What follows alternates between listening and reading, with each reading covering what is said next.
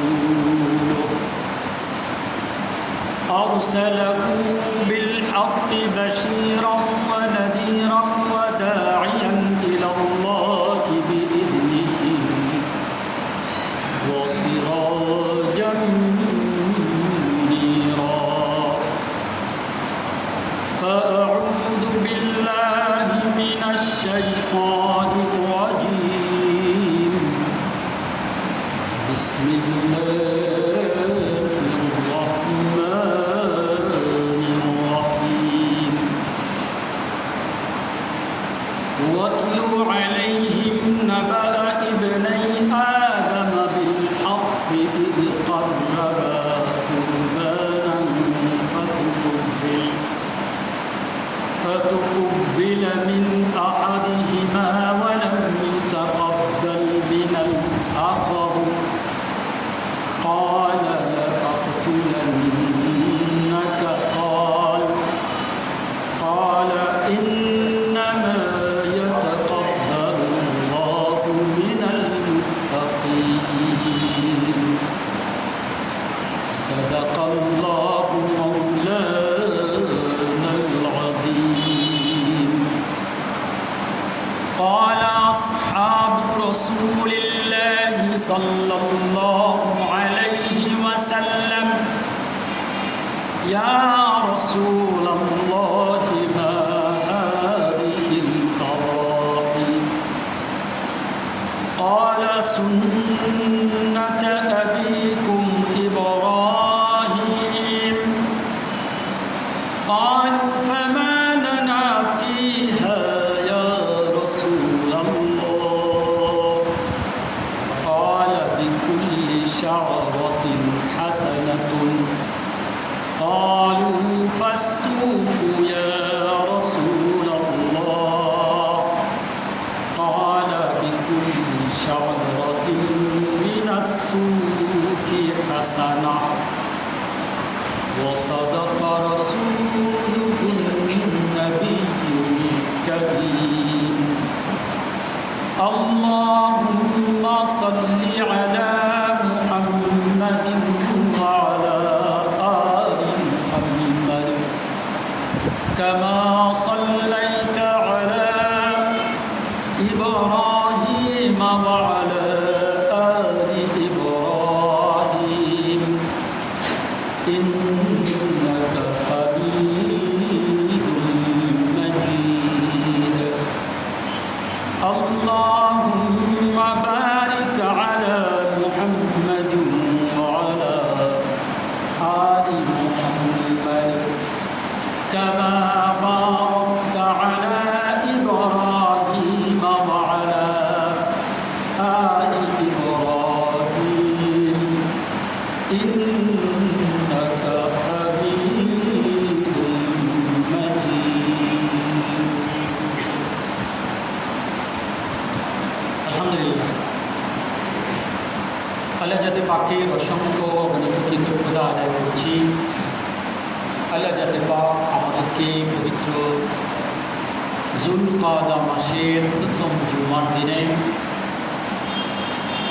দুর্যোগপূর্ণ আবহাওয়ার মধ্যেও সালাতুল জুমা আদায়ের উদ্দেশ্যে আল্লাহ পাকের ঘরে দুনিয়াতে বেহেশতের বাগান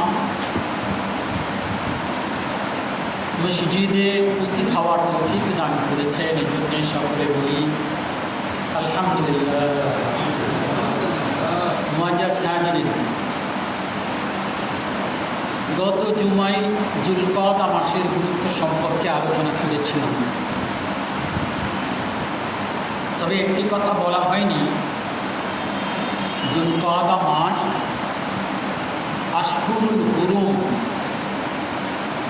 সম্মানিত মাসসমূহের একটি। আল্লাহ তাআলা পবিত্র কোরআনে পাকে সূরাতুত তাওবার 36 নম্বর আয়াতে ইরশাদ করেছেন, ইন্নামা ইদ্দাতুল্লাহি ইদ্দাতুশ শুহুরি ইনদাল্লাহি 12 শাহরা।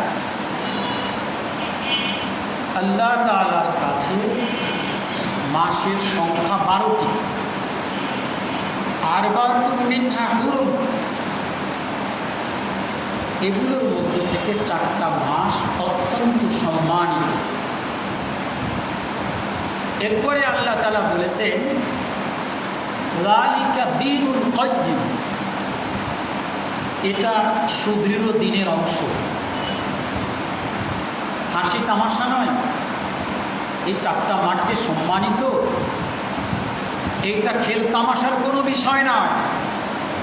তোমাদের যে সুদৃঢ় দিন ইসলাম, এই ইসলামের গুরুত্বপূর্ণ বিধান। ফালা তাযলিমু ফীহিন্না আনফুসাকুম, অতএব তোমরা এই যে 4টা সম্মানিত মাস, এই 4 মাসে নিজেদের উপরে জুলুম করো না। আপনি বলবেন মাসের ভিতরে জুলুম কি?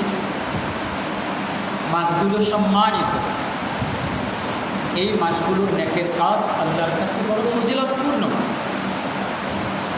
এই মাসের ইহতিরাম করা, এই মাসে ঝগড়া বিবাদ, মারামারি, যুদ্ধ বিগ্রহ, ফিতনা ফাসাদ, পাপাচার না করা আল্লাহ তাআলার হুকুম। এই মাসগুলোর ইহতিরাম রক্ষা করা। যারা এই দিকে খেয়াল না করে, গুনাহ করে, পাপের কাছে লিপ্ত হয়ে নিজেকে ধ্বংসের ভিতরে পতিত করে, তারাই মূলত নিজেরা নিজের উপরে জুলুম করে। আল্লাহ তাআলা নিষেধ করেছেন ফালা তাযলিমু ফীহিন্না আনফুসাকুম। ও মুসলমান, এই 4টি সম্মানিত মাস আমি করেছি, এই মাসগুলোই ফিতনা ফাসাদ, বিবাদ বিসংবাদ, ঝগড়াঝাটি, যুদ্ধ বিগ্রহ, পাপের কাজ করে তোমরা নিজেদের উপরে জুলুম করো না। সম্মানিত ভাইরা, গত রবিবারে মাস শুরু হয়েছে, আজকে শুক্রবার, 6ষ্ঠ দিন চলছে। 6ষ্ঠ দিন, 6টা দিন কিন্তু এই মাসের চলে গেছে। আমি আপনাদের কাছে ক্ষমা প্রার্থী যে গত জুমায় আপনাদেরকে বলতে পারিনি এই মাসটি একটি সম্মানিত মাস। তাহলে আপনারা সতর্ক হতে পারতেন, নেক আমল বেশি করতে পারতেন, গুনাহের কাজ, ঝগড়া বিবাদ বিসংবাদ থেকে দূরে থাকতে পারতেন। কি বলেন?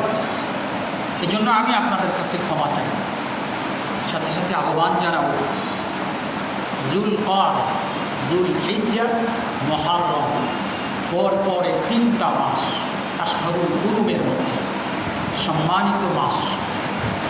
এই মাসগুলোর প্রতি খেয়াল রাখব। এই মাসগুলোই গুনাহের কাজ করব না, ঝগড়া বিবাদ বিসংবাদ করব না, মারামারি করব না। আল্লাহ হারাম করে দিয়েছেন।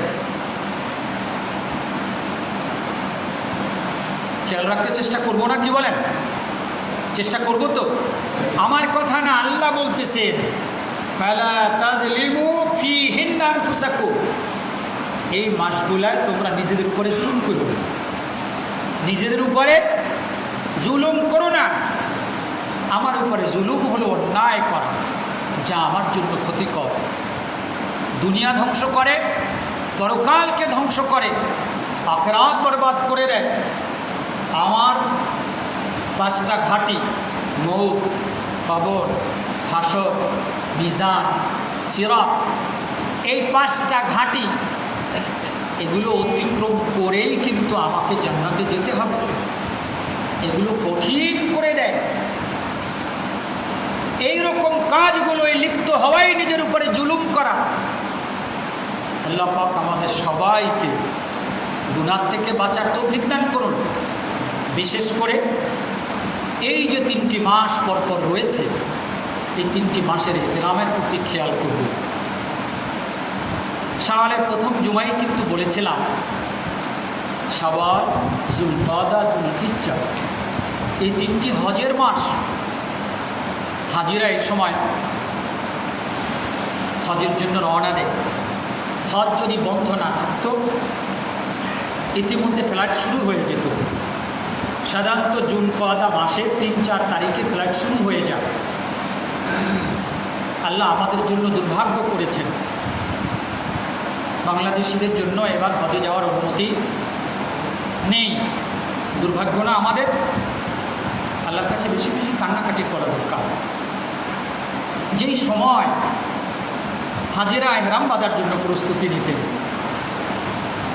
আমাদেরকে ডেকে দোয়া চাইতেন, আমরা হাজিদের কাছে গিয়ে দোয়া চাইতাম, বলতাম বিনয়ের সাথে, হাজি সাহেব হজে যাবেন, বাইতুল্লাহ যখন হাত তুলবেন আমার কথাটা একটু মনে করবেন।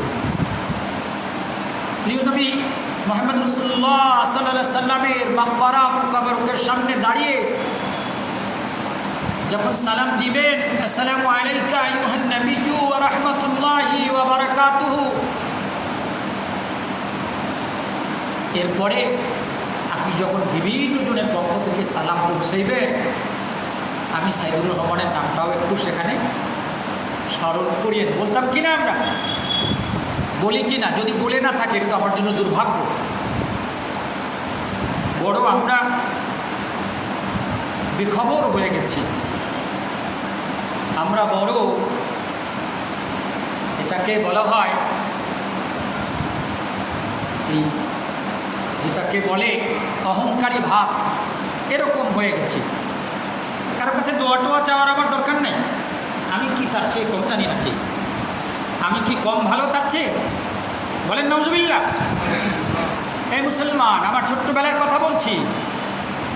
একটা মহল্লার থেকে একজন হজে গেলে পুরা এলাকার মানুষ তার কাছে দোয়া চাইত। ওই ব্যক্তি রওনা দেওয়ার দিনে পুরা মহল্লার মানুষ আসতো, ইমাম সাহেবকে নিয়ে দোয়া হতো, কান্নার যে রোল পড়ে যেত। কথা মিথ্যা বলছি নাকি? কথা মিথ্যা না সত্য?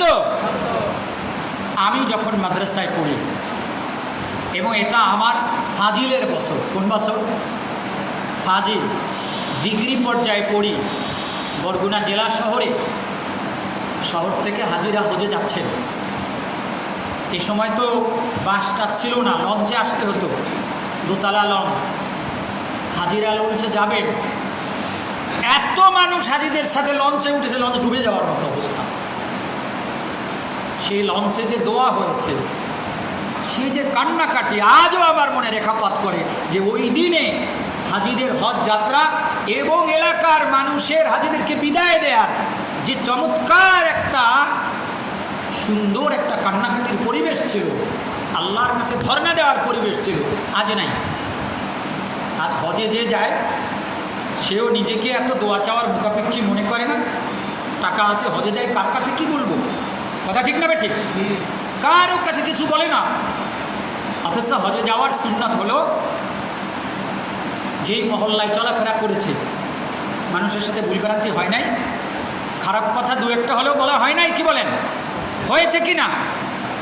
এগুলোর থেকে মাপ চেয়ে নিবে। সবাইকে বলবে যে ভাই হজে যাচ্ছি, ফিরে আসবো, কোনো নিশ্চয়তা। এহরামের কাপড়, সাদা কাপড় মৃত্যুর পরে পরা হয়, আর আমি বিমানবন্দর থেকে পড়ব, ফিরে আসব, এই নিশ্চয়তা নাই। আপনারা আমরা সবাই তো মাফ করে দিন, সবাই বলা উচিত কিনা? আগে কিন্তু বলতো এটা, এলাকাবাসীকে সবাইকে ডেকে ডেকে বলতো। কারো কাছে কোনো পাওনা দানা থাকলে পরিশোধ করে যেত, কি বলেন? এখন এগুলো খেয়াল নাই, কে টাকা পাবে না পাবে, কি ঋণ হজ করে আসি, তুমি ঋণ রেখে হজে যাবা, কবুল হবে? মুসলমান, এগুলো উঠে গেছে। সেই স্মৃতি তো রোমন্থন করছিলাম যে আমরা আমাদের ছোট্টবেলায় হাজিদের কাছে দোয়া চাইতাম। আমি গুনাহগার এখনও চাই, এখনও আমার কাছাকাছি কেউ হজে গেলে আমি কিন্তু তার কাছে চাই, বিনয়ের সাথে দোয়া চাই, পারলে কিছু হাদিয়া দেই। হাজি সাহেব, সামান্য হাদিয়া, এটা দিয়ে আপনি সফরে ফল কিনে খাইবেন। তুমি যে মেয়ে হজে, বেচারা হজে যাও, কি গরিব, ও তো আপনার টাকার জন্য বসে রয় না, আমি আপনার দরকার ওনার দোয়া। হাজি বাড়ির থেকে রওনা দেওয়ার পর আবার বাড়িতে আসার পূর্ব পর্যন্ত তার দোয়া কবুল হয়। আপনি যদি তার কাছে দোয়া চাইতে পারেন ইখলাসের সাথে, দেখানো না, লোক দেখানো না।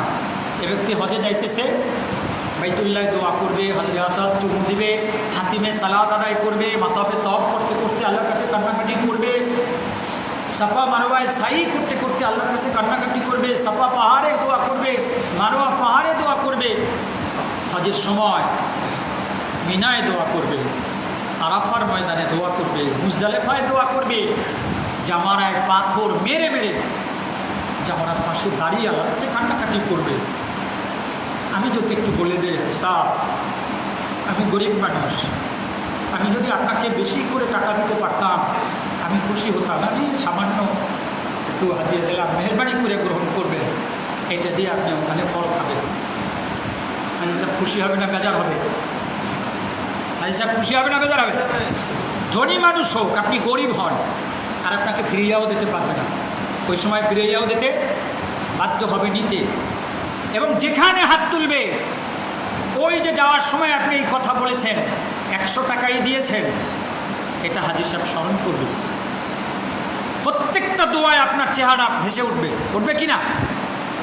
ও মুসলমান, এগুলি করা উচিত। আমরা আজ এর থেকে বঞ্চিত, আমরা আজ এবছর বঞ্চিত, গত বছরও পারি নাই, পারছি গত বছরও। আহা, ও মুসলমান, আল্লাহর কাছে কান্নাকাটি করা উচিত। আল্লাহ, এই জুলকওয়াদা মাসে হাজিরা এহরাম বাঁধার কথা, আমরা অনেক সময় বিমানবন্দর পর্যন্ত যাইতাম, হাজিদের প্রশিক্ষণ হতো, ওখানে গিয়ে বসতাম,